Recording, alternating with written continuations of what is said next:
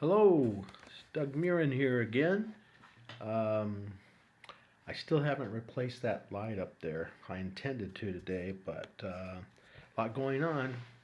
Um, I thought I'd do my weekly tips on on a video piece um, uh, rather than write all of them up. Of course, you've noticed here that I did write up two or three tips. Um, what I want to do in this tips section is to just move quickly through a couple points, and I want to title it uh, three major mistakes that are hidden that we are making as a church group. Um, the the reason I want to deal with them is this way is that we often don't see them, and we go over a lot of things. In fact, some of our biggest enemies are those things that we're unaware of. So let me get into some of them that might help you. Number one, we are really blowing it with women over 50 years old, basically baby boomers. I, for a long time, have been some sort of an expert on baby boomers, and I'm writing another book on them, in fact, and putting out an e-zine called The Baby Boomerang. What you need to know about this group is they're highly competent women. They've reached their age where they have experienced quite a bit and they know a lot. And frankly, in the church, they're treated like older people and sort of looked down to it, and they feel this way. 92% of women over 50, now you got to hear this, don't come up with aberration or say, no, we don't do that. No, you do. 92% said they are angry with schools, government, retailers, manufacturers, and the church for not taking them seriously. Now, uh, what I would suggest you think about this right away. If you want to see some growth in your church, trust me, put some women over 50 in pastoral positions in major leadership areas, have them lead evangelism. They're often overlooked. And what you need to know about this group, you can't afford to lose them on a monetary level, a spiritual level, or even a family level.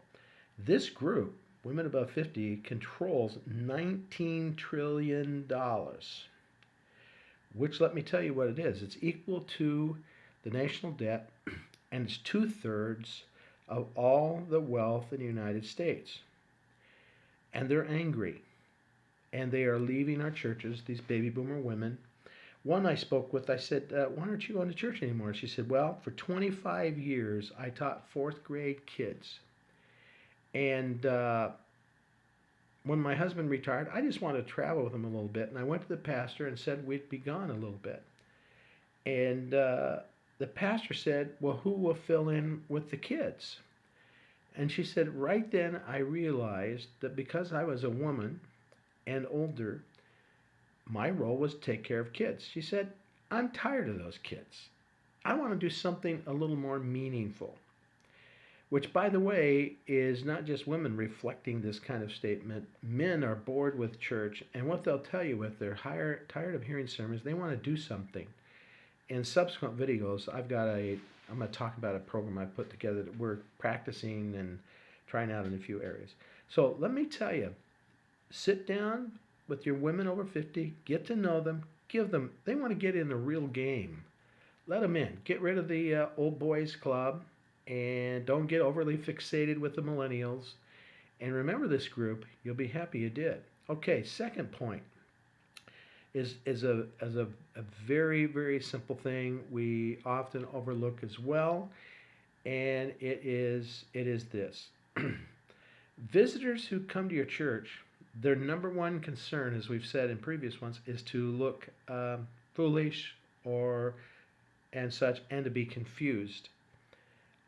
Take great care to make certain that your church understands the value of a visitor, not just by raising their hands, but you need to train, probably if you have a church of 100, you need to train 20 people how to treat visitors. I'll tell you what I did. I called them the spies. About the time we had about 200 or 300 people, I gathered together 120 of them, and I trained them how to spot somebody lonely, how to spot somebody that was needed healed, how to spot a new person, how to spot a confused person. And I trained them what you do, and they kind of watched around and they walked up to them very discreetly because they were very skilled. And so there were very few people that came to our church that didn't get, embraced and probably assimilated. And I've encouraged to do that. Churches do that for years. They rarely do it when I suggest it because it's a little work. Gee, you got to get these people together. You got to train them. But the great part is, I'm going to tell you, the best things that churches do are organic like that.